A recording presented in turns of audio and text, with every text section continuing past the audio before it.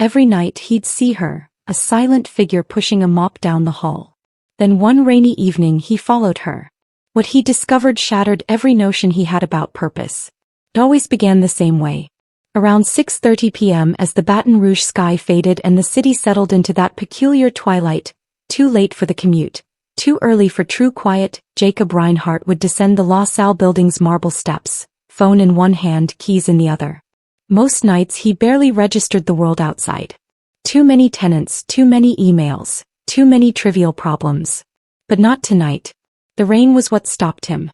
Not a downpour, just a gentle drizzle, blurring the streetlights into soft halos. Beneath one of those lights, perched on a rickety metal bench at the bus stop, was a woman. Her oversized gray coat, the kind found only in forgotten bins or charity shops, seemed to swallow her. Plastic grocery bags protected her shoes from the puddles. A heavy purse rested on her lap, her shoulders hunched as if burdened by the day's entire weight. He wasn't scrolling, not talking. Just waiting. Jacob's gaze lingered, ready to move on, but something snagged in his chest. He squinted. He knew her.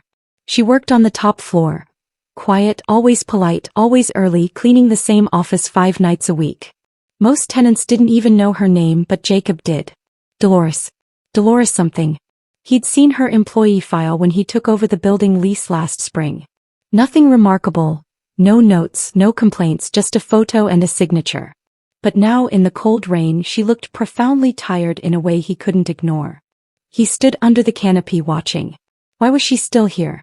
He checked his watch again. 6:32. The last Route 58 bus arrived at 6:35.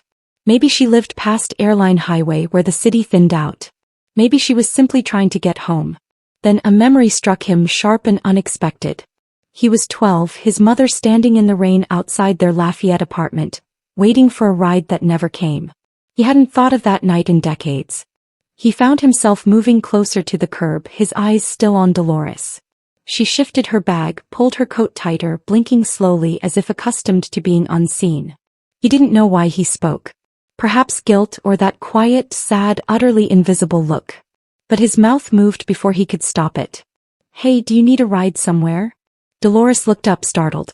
Her eyes flicked to his face, then to his car behind him. I'm fine, she said gently, her voice rough but not unkind. Bus is almost here. Jacob nodded, feigning understanding, but he didn't move. The bus arrived precisely on schedule, its brakes hissing. She boarded, not looking back. He stood there for another 10 seconds, then walked to his car, slid inside and started the engine. But something gnawed at him. That expression, the shadows under her eyes, the way she clutched her purse as if it was all she had. He pulled out of the lot, then paused at the light. The bus was 3 cars ahead. Jacob had never truly followed anyone in his life. But tonight he flicked his blinker, turned right and kept just enough distance to keep her in sight. What he expected was not where she was headed. Jacob hadn't planned to follow anyone. He had no real reason. He told himself it was curiosity, maybe even concern. But the truth was, something about Dolores Whitaker made it impossible to drive away.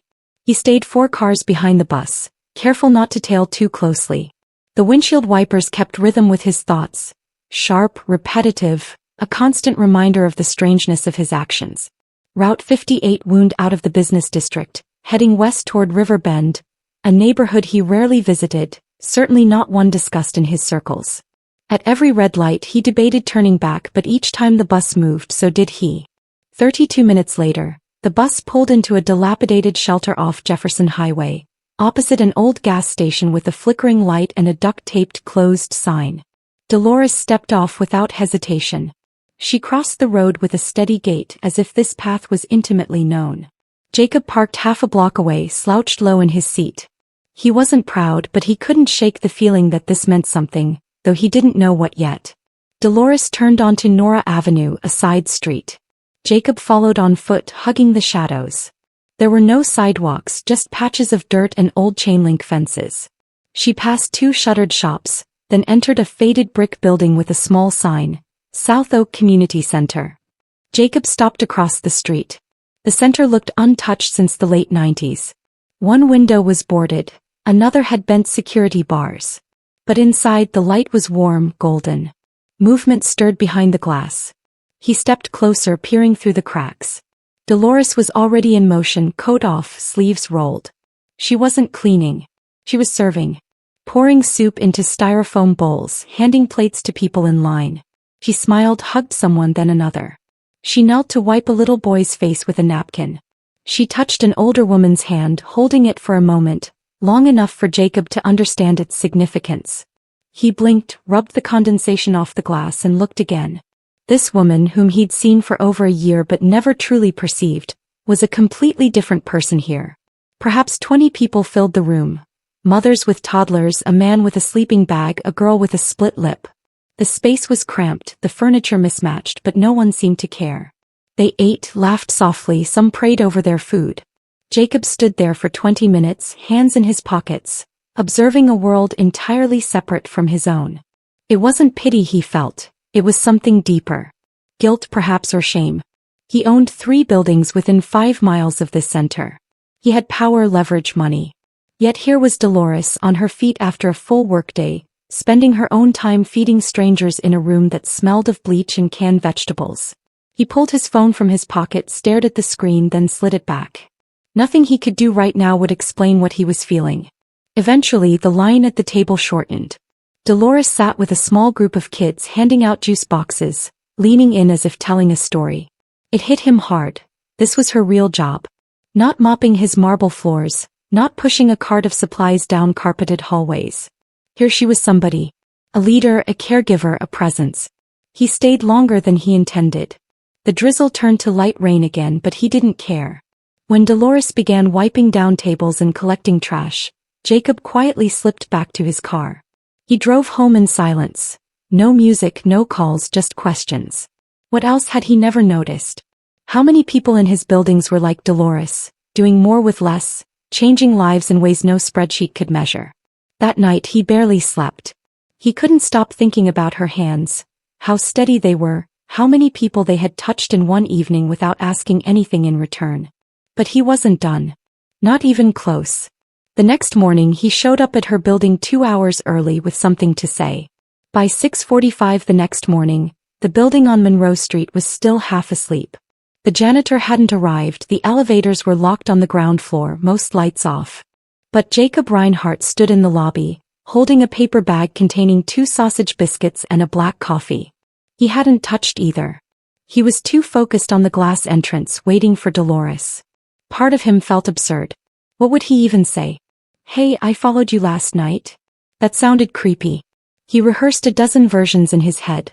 None felt right. Till he waited. She walked in at 6:53. Same coat, same slow walk, same worn purse. But now Jacob saw it differently. These weren't markers of poverty. They were signs of someone who gave more than she kept. She didn't see him at first, moving toward the elevator as always. But when she looked up and met his gaze, she paused. "Mr. Reinhardt?" Her voice held a trace of confusion. "You all right?" He nodded, cleared his throat. "Morning. I brought breakfast. Was hoping you had a minute." Dolores looked at the bag, then back at him. She didn't move immediately. "I don't usually eat till after the floor's done." "I get it. This will only take a second." She gave a slight shrug and followed him to the bench near the vending machines. They sat down. Jacob handed her one of the biscuits. She looked at it, then slowly unwrapped the foil. He waited until she took a bite before speaking. "I saw you last night," he said. She stopped chewing. "I didn't mean to spy or anything," he added quickly. "I saw you at the bus stop and I guess something told me to see where you were going." Dolores placed the biscuit in her lap. "You followed me." "I did." She raised an eyebrow, but her expression didn't harden, just looked tired. "Why?" Jacob hesitated. "Because I've been running buildings for 15 years and I never thought twice about who cleaned them. And then yesterday I saw you sitting there looking so still, like the world just walked right past you. And I realized I'd done the same." She didn't say anything for a long moment. Then, "Well, you got to see the mess after hours. That's all it is." "That's not what I saw." Dolores looked at him. "I saw you feeding people. Kids, women, a man who could barely keep his head up. And you weren't just handing out food. You were talking to them, holding them like it mattered."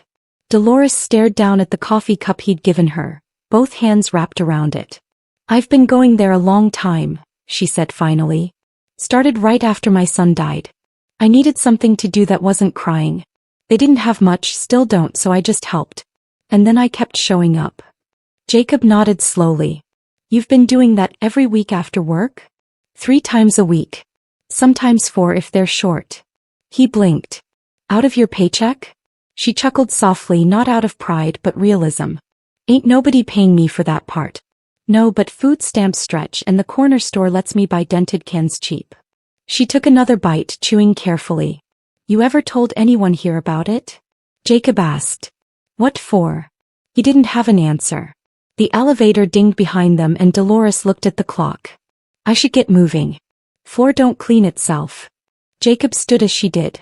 Dolores, he said quietly. If I came back there sometime just to see more, would that be okay? She gave him a long look, not suspicious, just curious. You bring your own gloves? She said, cracking a small smile. We always short on those. Jacob smiled back. But what he didn't know was that behind that small smile, Dolores was still deciding whether to let him in for real. Jacob didn't wait a week. He showed up the very next evening. He wasn't wearing his usual button-up shirt or loafers, just a hoodie, jeans and sneakers, a small box of latex gloves stuffed in his coat pocket, just as she'd asked. He parked down the block, walked to the South Oak Community Center, and stood outside for a few seconds before knocking. A teenager opened the door. He couldn't have been more than 16, thin frame, hoodie pulled tight around his face. You lost? The boy asked. Jacob cleared his throat. Looking for Dolores. She said I could stop by. The kid gave him a long, careful look.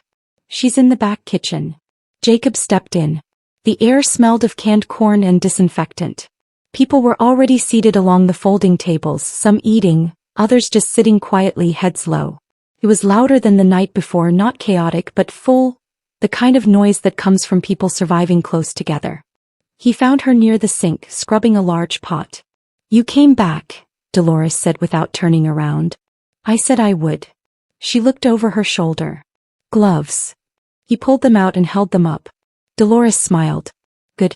I need chairs wiped down and trash collected. You afraid of elbow grease? Jacob grinned. Try me. She pointed him to a corner where a mop bucket and cleaner sat next to a broom. Jacob got to work, unsure if anyone was watching. He wiped every chair, changed 2 full trash bags and helped sort the canned goods stacked along the far wall. After 40 minutes he was sweating under the hoodie. Dolores didn't say much while they worked, just gave quiet instructions and moved like someone who'd done this 1,000 times before. During a lull they met at the sink again. She handed him a towel. You ever done work like this? She asked. Not since I was 14, Jacob replied, drying his hands. My uncle made me clean out gutters every weekend. I hated it. She chuckled. And now you own half the buildings in Mid-City. Jacob blinked. You knew that? Dolores nodded. I read the local news. Plus, Miss Ray in Forby said she saw you in the paper last year, donating $1 million to the theater downtown. He looked at her. She talks to you about that? People talk to the ones who listen. Jacob paused. So, what do you think about me being here? Dolores wiped the rim of a bowl slowly, then looked up. I think if you're here to feel better about yourself, you won't last. He didn't flinch.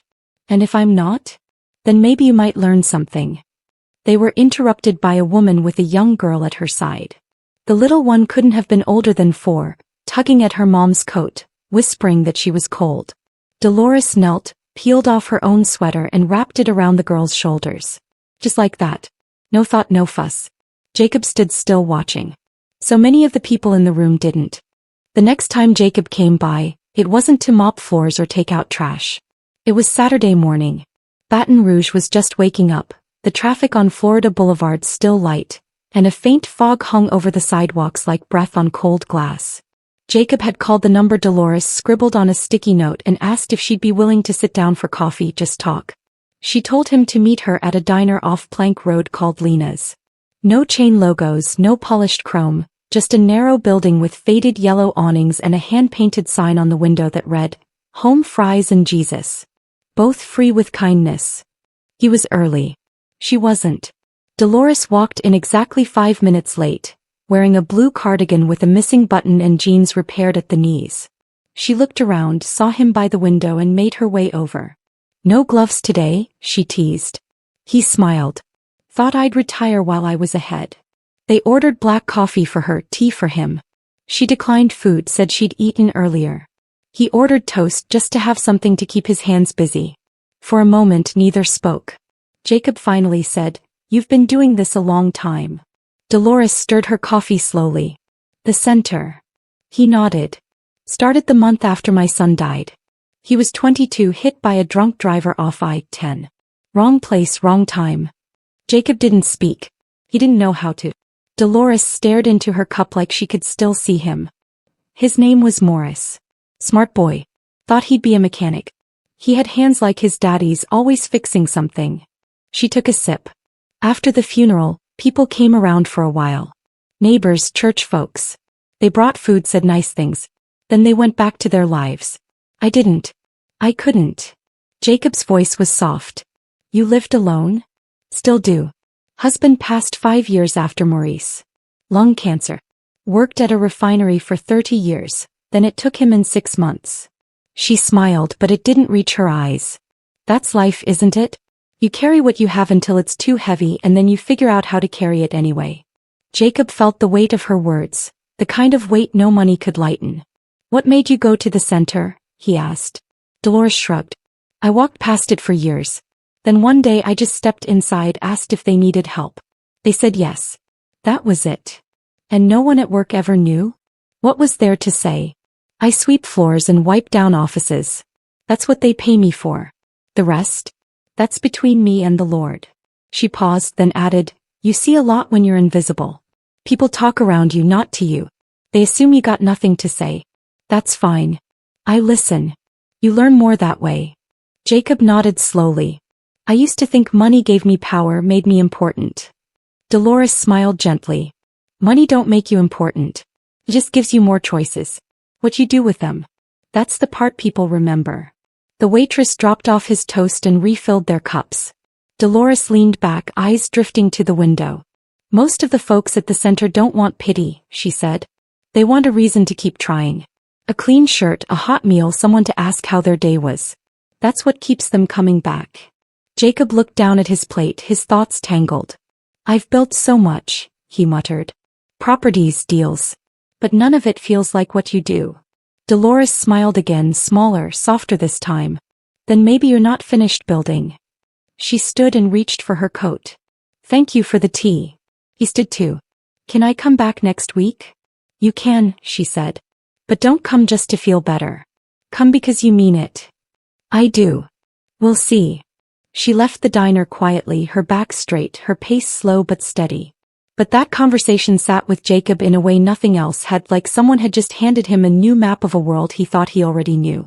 The morning after that diner conversation, Jacob sat on his back porch, staring into his overgrown garden with a mind far from the present. Birds chirped somewhere down the street, a lawnmower droned, but he wasn't hearing any of it. He was thinking about his mother. He hadn't spoken to her in 7 years. Not because of some dramatic fight, just time, distance, and awkward silence that grew roots. She had worked nights when he was a kid, mopping high school gym floors, cleaning banks, wiping toilets in downtown law offices. He used to pretend it didn't embarrass him, but it did. He remembered the smell of lemon cleaner clinging to her clothes, her cracked hands, the way she fell asleep at the dinner table. He hated seeing her like that, so he worked harder, pushed himself through college. Built his empire brick by brick, rental by rental, always chasing more. He told himself it was for her. But when she asked him to come home that last Thanksgiving, he said he was too busy. Now her number sat in his phone like a ghost he wasn't ready to face. He leaned back in the chair, eyes closed. Another memory surfaced, one he hadn't thought about in years. He was 13, got into a fight at school, split lip, bloody knuckles. He'd been suspended for 2 days and no one came to pick him up except for an old janitor named Clyde. The man didn't say much, just gave him a ride home in a truck that smelled like tobacco and pine oil. But right before Jacob got out, Clyde said, You can make all the money in the world, son, but if you don't use it to lift someone else up, it'll eat you alive. Jacob hadn't understood it then, but now those words wouldn't leave him. He stood up suddenly, went inside and opened his laptop. He scrolled through documents, spreadsheets, building reports. Everything in order, profit stable, tenants paid on time. But none of it mattered, not after watching Dolores wrap her own sweater around a child with bare arms, not after seeing her give away more in one night than he had in 10 years of tax-deductible donations. He clicked into his contacts, found the number for Daryl Houston, his business partner, and hit call. Daryl picked up on the second ring. "What's going on? You good?" Jacob hesitated. "I need to talk to you face to face. Right now." "Yeah, I'll come to your office." 30 minutes later, Jacob stepped into Daryl's high-rise suite on Government Street. Daryl was sipping an iced coffee and scrolling through lease projections on a giant monitor. "You look like you saw a ghost," Daryl said, motioning to the chair. Jacob sat, hands folded. "I want to reroute some funds." Daryl raised an eyebrow. "For what?" "There's a community center on South Oak. It needs repairs. Roof's leaking, plumbing's bad, no HVAC. I want to fix it." Daryl laughed once. "You serious?" Jacob didn't smile. "You're talking about dumping money into a dump. That place should have been condemned 10 years ago." Jacob didn't blink. "And yet people are still there. Kids, mothers, volunteers who never left. So what? You want to play charity now? Open a soup kitchen? I want to put my money somewhere it means something." Daryl leaned back. "Jacob, we're real estate developers, not saints. You start throwing money into every bleeding cause in this city, you'll have nothing left to show for it." Jacob stood. "Maybe I'm tired of showing." Daryl scoffed. "Come on, man. We've got 2 properties breaking ground this quarter, investors breathing down our necks. You're seriously thinking about shifting capital to a run-down center on the wrong side of town?" Jacob's voice was steady. "Yes." There was a long pause. "You've changed," Daryl muttered. "Maybe," Jacob replied. "Or maybe I'm finally paying attention." He walked out without another word. The door clicked shut behind him. Jacob sat back down, heart racing but clear-headed. He pulled up a spreadsheet, deleted the condo line item, and started building a new column labeled South Oak Renovation Fund. That night he returned to the community center with a cart of groceries. Eggs, fresh bread, cartons of milk, bags of beans and rice. Enough for 2 full weeks. Dolores was there, of course, she was always there. He handed her the receipt, but she didn't even look at it. "You doing okay?" she asked. "Had a rough morning," he said. She raised an eyebrow. "Let me guess. Someone told you this place isn't worth it." "Something like that." Dolores started unpacking a box of potatoes. "You know, when I first started working here, someone told me the same thing. Said I was wasting my time feeding people who just end up back on the street." "What did you say?" "I didn't say anything," she replied. "I just kept showing up." Jacob helped her unload, handing her bags one at a time. "You ever regret it?" he asked. "No," she said. "I regret not doing it sooner." That night, Jacob stayed to serve the food. He didn't hide in the background. He ladled chili, handed out cornbread, and shook hands with anyone willing to offer one. And slowly people began to notice. He wasn't the rich guy anymore. He wasn't the man in the tailored coat. He was just Jacob. Another set of hands. Another human being willing to listen. But this time he wasn't just passing through. He had a plan, and it was bigger than anyone expected. The following Monday, Jacob arrived at the South Oak Community Center before anyone else. He sat at one of the folding tables with a stack of printed documents, a cup of gas station coffee, and a notebook filled with scribbled ideas. He had barely slept. His mind wouldn't let him. Dolores walked in 20 minutes later, balancing a crate of dry goods on her hip.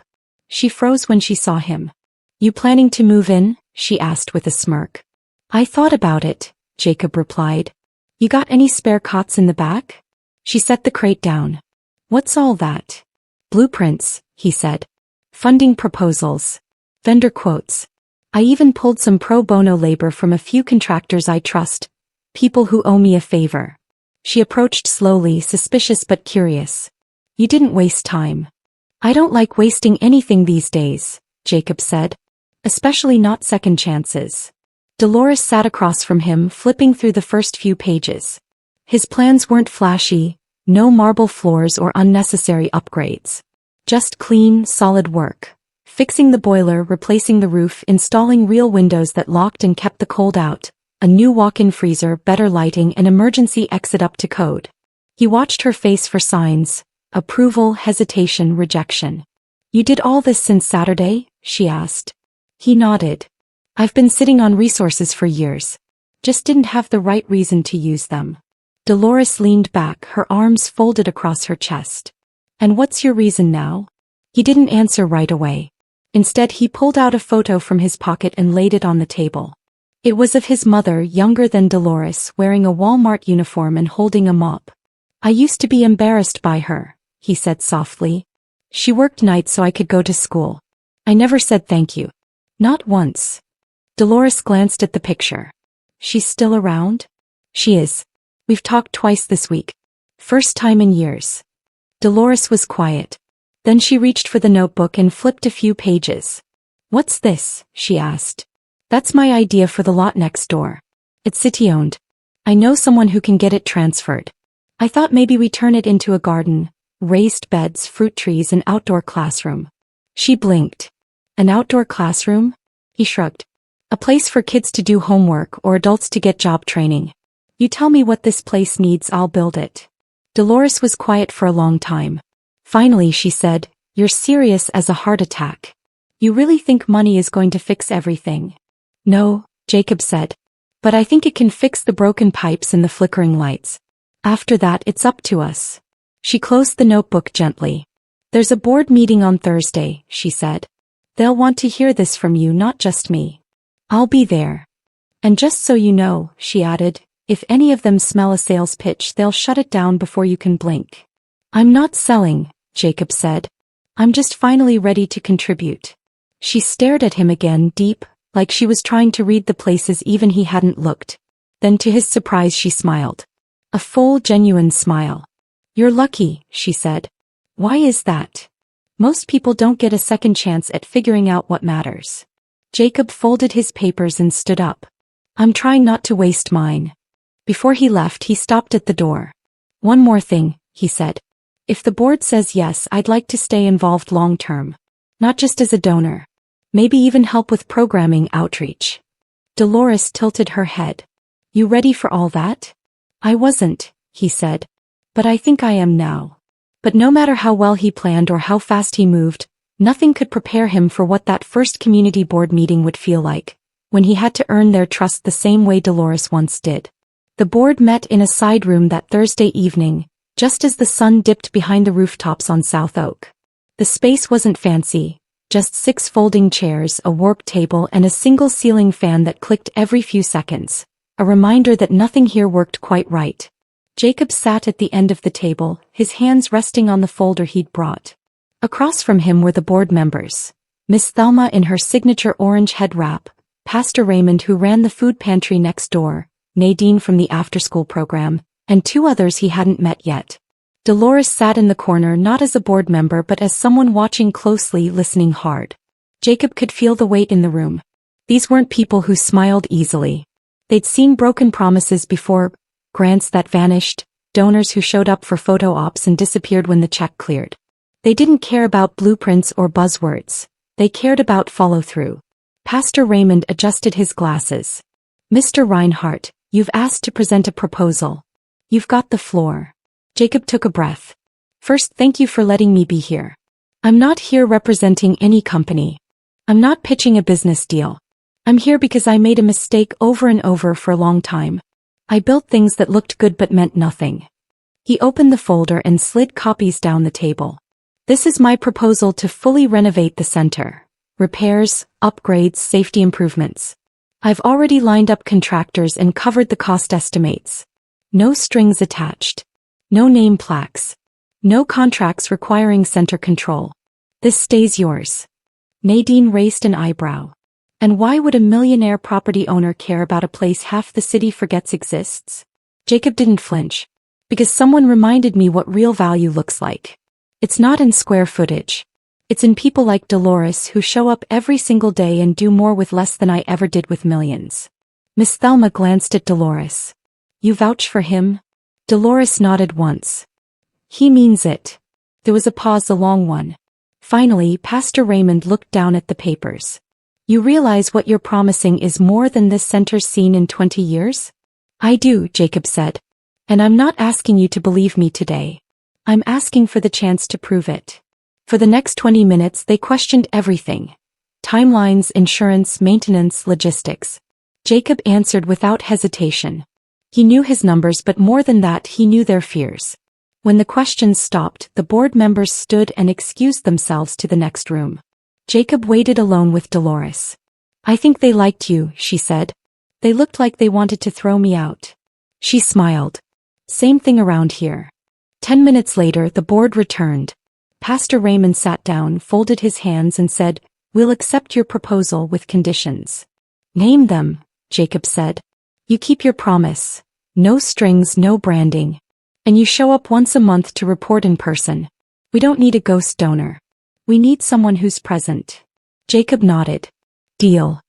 As they packed up, Miss Thelma handed him a small note scribbled in blue ink. It read, "Don't let us down. We've been let down enough." He folded it and placed it in his wallet. Months passed quietly, steadily. Construction began. A new roof went on. The broken boiler was replaced. Fresh drywall covered water stains. The outdoor lot transformed, first into rubble, then into soil, and finally into a garden with neat rows of greens and tomatoes. Kids helped plant, teens helped paint, seniors watched from folding chairs and gave advice no one asked for but everyone needed. And through it all, Jacob showed up every Thursday evening, rain or heat. He served food, cleaned up, and sometimes just listened. Not as a benefactor, not as the rich guy. Just Jacob. One night, Dolores handed him a cup of coffee the same way she had months ago in that diner. "You know," she said, "I was scared when you first walked into this place. Of me. Of hoping again." Jacob looked around the room. It was full, noisy, alive, held together by love and stubbornness. "You still scared?" he asked. She sipped her coffee. "Only that we'll need more chairs." They laughed, easy and real. Then Jacob's phone buzzed. A text from his mother. "Proud of you. Call me tomorrow." He smiled, tucked it away, and turned back to the room. The building was stronger now, but what really changed wasn't the walls. It was him. If you've made it this far, I hope this story reminds you of something important. Change doesn't start with millions. It starts with one decision to care. If this moved you, subscribe for more stories like this, because sometimes the most unexpected people show us what it means to live with purpose.